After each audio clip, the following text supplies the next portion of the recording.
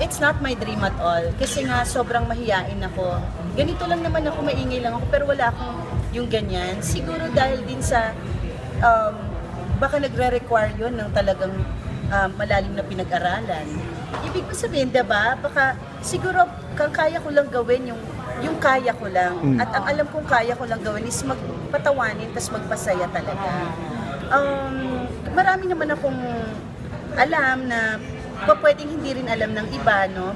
But definitely, hindi ako nandito para magpalitan ng isang show. Wala akong ganon. Tapusin na natin yung kay Maring Chris kasi talagang nakakatawa, nakakahiya sa kanya. Ang layo-layo na napakatalino ng babae yun.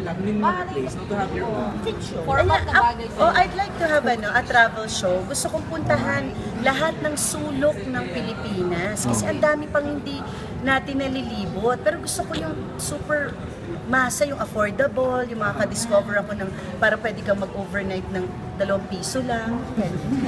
Just naman. Puro ahas yung katabi mo.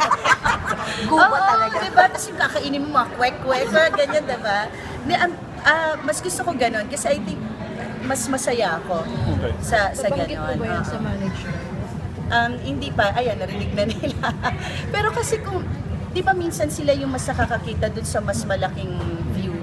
So, ako naman yun lang yung gusto ko ngayon. Kung ano naman ang ibigay nila sa akin, definitely, para yun sa ikabubuti ko. So yun, ano yung mga nilatag sa'yo?